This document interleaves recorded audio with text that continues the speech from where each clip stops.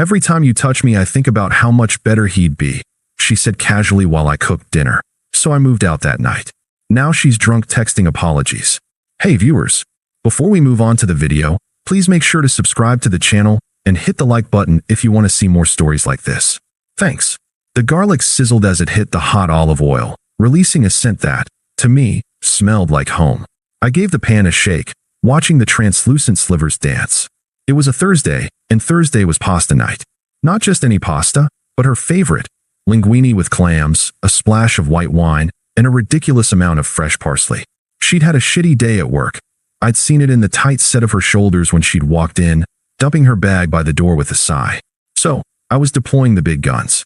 The good olive oil, the one we brought back from that little market in Tuscany. The expensive clams. I was even toasting the breadcrumbs from scratch. It was a ritual, this cooking. My way of building a fortress around us, brick by brick, meal by meal, against the crap the world threw our way. In 2 years of living together, I'd learned that a good dinner could fix most things. Or at least, I thought I had. My internal monologue was a comfortable, lazy river. She'll love this. The wine is chilled. We can eat on the couch, watch that terrible reality show she pretends to hate, and just be. This weekend, maybe we can finally drive out to the coast. She's been talking about seeing the ocean for months. I glanced over my shoulder. Sarah was curled on the sofa, her back to me, the blue light of her phone washing over her face. She was scrolling, her thumb a steady, hypnotic flicker. She hadn't changed out of her work clothes. I figured she was just decompressing, letting the familiar sounds and smells of the kitchen slowly unwind the day's knots. Babe, dinner's almost ready, I said, my voice cutting through the sound of the simmering sauce. You hungry? A non-committal hum was her only reply, not even a glance. I shrugged it off. Tough day. I turned back to the stove, giving the sauce a final stir. The clams had all popped open, perfect. I was just about to drain the linguine when her voice cut through the domestic buzz, casual as a weather report. You know what's weird? I smiled slightly, not turning around, assuming she was about to share some ridiculous meme or office gossip. What's that? The pasta water bubbled furiously. I reached for the colander in the sink. Every time you touch me now, she said, her tone flat and observational, still utterly focused on her screen. I think about how much better he'd be at it. The world did not tilt. It did not shatter. It simply stopped.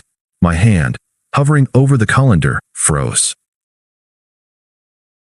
The sizzle of the pan, the roar of the boiling water, it all receded into a distant, muffled hum, as if I'd been plunged underwater. The words hung in the steam-filled air, sharp and grotesque, completely divorced from the scene around them. I slowly turned around. She hadn't moved. The phone was still held aloft, her face bathed in its glow. My voice, when I found it, was strained, a thin wire about to snap. What? She finally looked up, but not at me. Her gaze was somewhere past my shoulder, as if she were explaining a complex but mildly boring concept to a slow child. There was no malice, no guilt, just a detached, clinical assessment. I mean, you're nice. You're comfortable. She gave a slight, almost imperceptible shrug. But Ryan actually knows how to make a woman feel wanted. You know, Ryan. The name was a punch to the gut, knocking the air from my lungs. Ryan, her personal trainer.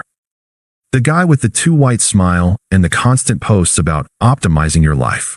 I'd met him once when I picked her up. He'd given me a firm, performative handshake and called me boss. Ryan, I managed to choke out. You're a trainer? Yeah, she said, as if it were the most obvious thing in the world. She finally met my eyes, and for a fleeting second, I saw a flicker of something, not remorse, but impatience. Annoyance that I was forcing her to state the obvious. It's just different. Don't make a big thing out of it. And with that, she looked back down at her phone. The conversation was over. For her. For me, the foundation of the life I had been so carefully, lovingly building had just vaporized. The fortress was gone, and I was standing in the ruins, covered in the dust of my own naivety. The smell of garlic and wine, once so comforting, now felt sickly and cloying. The carefully prepared meal in the pan was just food. A prop in a play that had just ended, abruptly and with brutal finality. I stood there for a full minute, maybe two, just watching her. The casual slope of her shoulders. The way she bit her thumbnail as she scrolled. The complete and utter normalcy of her posture. as if she hadn't just taken a hammer to our entire relationship with a single, offhand comment.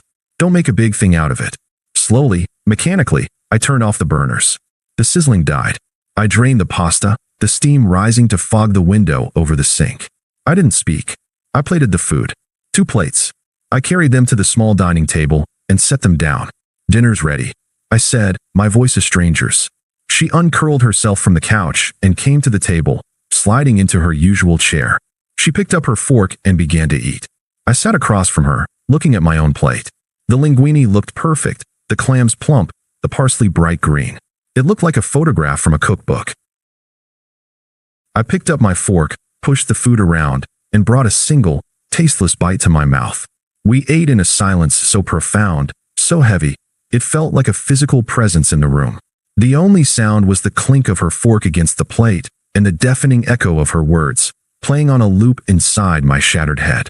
Every time you touch me, how much better he'd be. The food was ash in my mouth. I managed 3 bites, each one a conscious effort to swallow against a throat tight with a confusion that was rapidly cooling into a hard, clear certainty.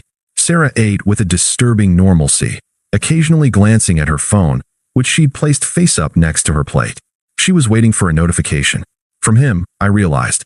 The thought was so alien, so repulsive, it felt like discovering a new color, one that hurt to look at.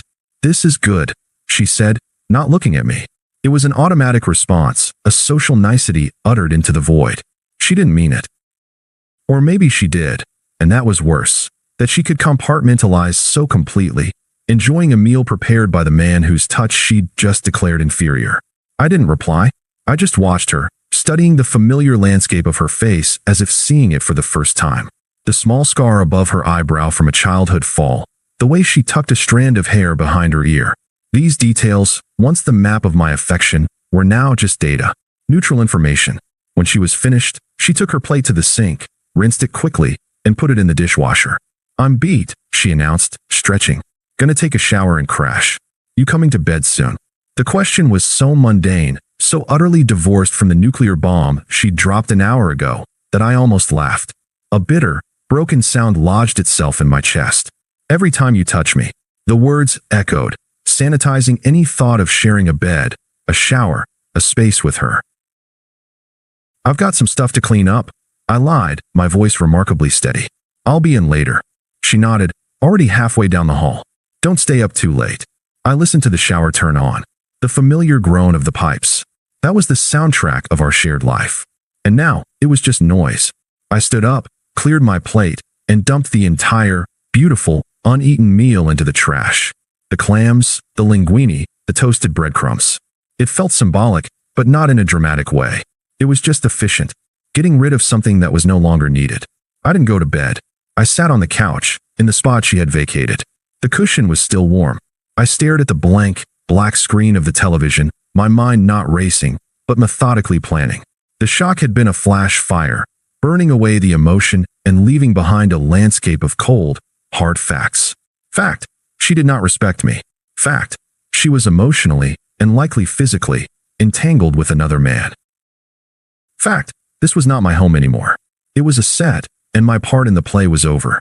The how of my exit began to arrange itself in my mind with a quiet, terrifying clarity. There would be no yelling, no tearful confrontation, no giving her the satisfaction of seeing me break. She had dismissed me as nice and comfortable. I would show her what true, cold comfort felt like. The comfort of silence. The comfort of absence. When I heard her soft, even breathing from the bedroom, the sound I usually found so soothing, I got up. I went to the hall closet and pulled out my old duffel bag and a stack of empty cardboard boxes I'd kept for a moment like this, I supposed. I started in the living room. I took the books that were mine. The framed photo of us at the lake. I left it. A prop. I took the expensive headphones I'd saved for. I left the throw blanket her mother had knitted. I worked with a numb, surgical precision. In the bathroom, I cleared my shelf. Razor, deodorant, the cologne she said she loved. I didn't spare a glance for her things. They were irrelevant. The bedroom was the final frontier. I stood in the doorway, watching her sleep. She looked peaceful, innocent. The anger tried to bubble up then, a hot, toxic wave, but I forced it down. Anger was an emotion, and emotions were a liability now. I needed to be a ghost. I packed my clothes from the dresser and the closet, moving with the quiet intensity of a thief. I left the sweater she'd always borrowed. I left the t-shirt I slept in. I took my passport, my social security card, the important files from the desk drawer. I was erasing myself, bite by bite. By 3 a.m., the duffel bag and 3 boxes contained the sum total of my life in this apartment. Everything else was either hers or ours, and ours was a concept that had died over a plate of linguine. I loaded the car, the night air cool and sobering on my skin. Each trip to the silent street was a step toward freedom. When the trunk was full, I went back inside one last time.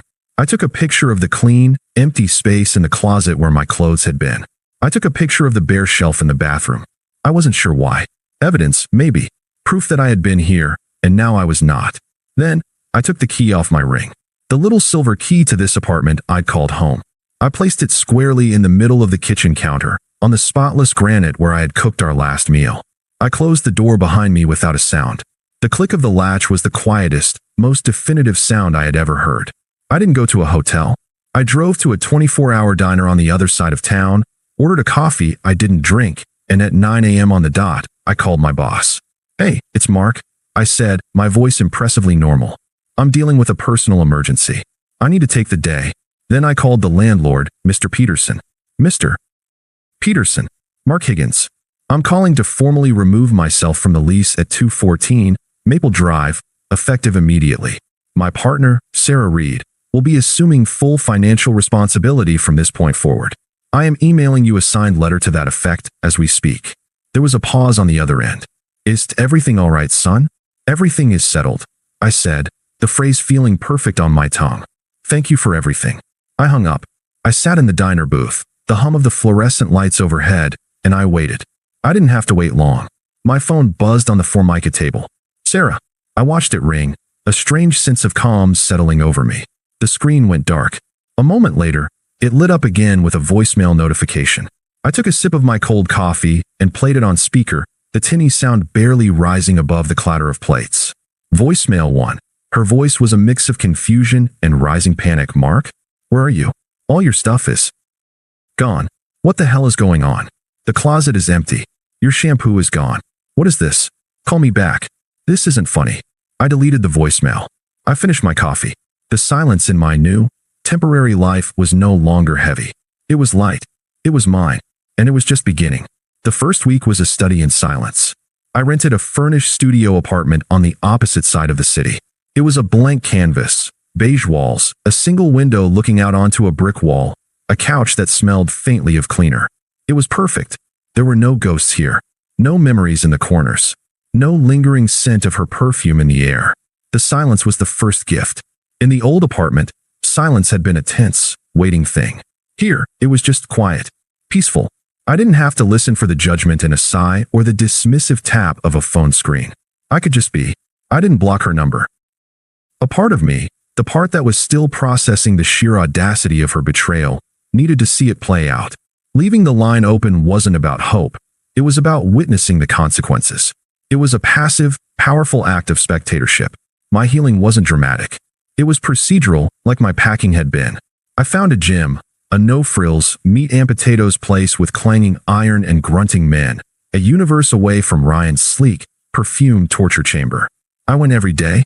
The burn in my muscles was a clean pain, one I understood and controlled. It scrubbed the mental static away. I reconnected with friends I'd slowly drifted from during my 2 years with Sarah.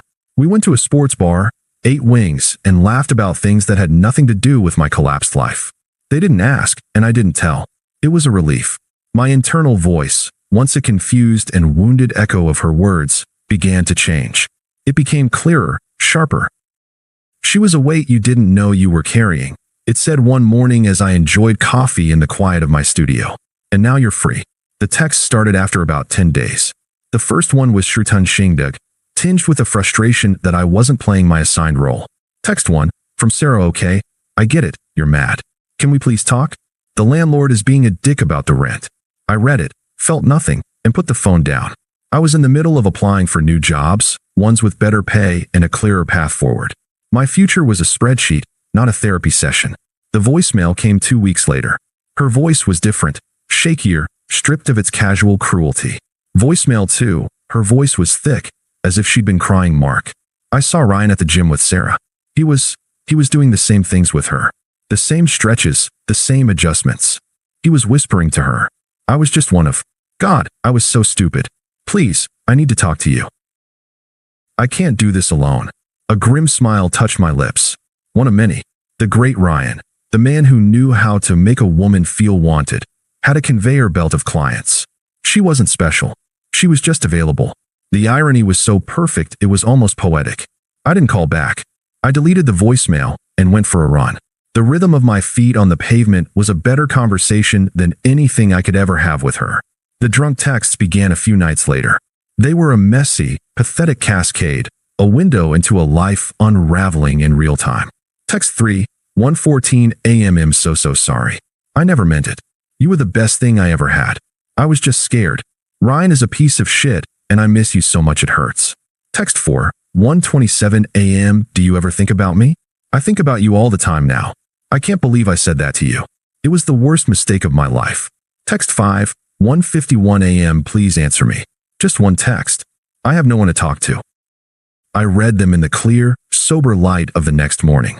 There was no satisfaction, only a distant pity, the kind you might feel for a character in a sad movie. Her consequences were no longer my concern. The final text in this phase came a day later, sober and full of a new, grim reality. Text 6, 10:03 a.m. I had to move. I'm in a shitty studio on the other side of town. I can't believe this is my life now. Please answer me. So, she'd lost the apartment. The home I had meticulously built for us, the one she had so carelessly poisoned, was gone. She was now in a box similar to mine, but hers was filled with the rubble of her own choices, while mine was a foundation. I stood at my window, looking at the brick wall. The chain of karma was complete. Ryan had used her and discarded her. She was broke, alone, and living in a place she described as shitty. The scales, in their own brutal way, had been balanced. I felt a chapter close. The spectacle was over. There was nothing left to see. I picked up my phone, my thumb hovering over the block button. But I paused. A colder, more curious part of me wondered if she had one last, desperate act in her. I decided to wait. The final scene, if it came, would be on my terms, at my doorstep. And I knew exactly what I would say. 2 months to the day after I walked out, I was truly happy. Not the performative, placid happiness of my life with Sarah, but a vibrant, self-sufficient kind. My new job was challenging and paid significantly more. My studio no longer felt temporary. It felt like a sanctuary I had built with my own 2 hands. The silence was a companion, not a void. I was getting ready to meet some friends, the ones I'd reconnected with, for a drink. I was looking forward to it. I just pulled on a jacket when a sound broke the quiet. A hesitant, almost timid knock on my door. It was a foreign sound. No one ever came here. A cold, clear intuition settled over me. I knew who it was before I even looked through the peephole. And there she was. Sarah. She looked diminished. The confident glow she'd always carried was gone, replaced by a pale, washed-out anxiety. She was clutching her phone like a lifeline, her shoulders hunched against the evening chill. She looked small standing in the impersonal hallway of my building. For a moment, I considered not answering, letting her stand there until she gave up. But that would have been an action, a reaction, and she was no longer worthy of either. So, I opened the door.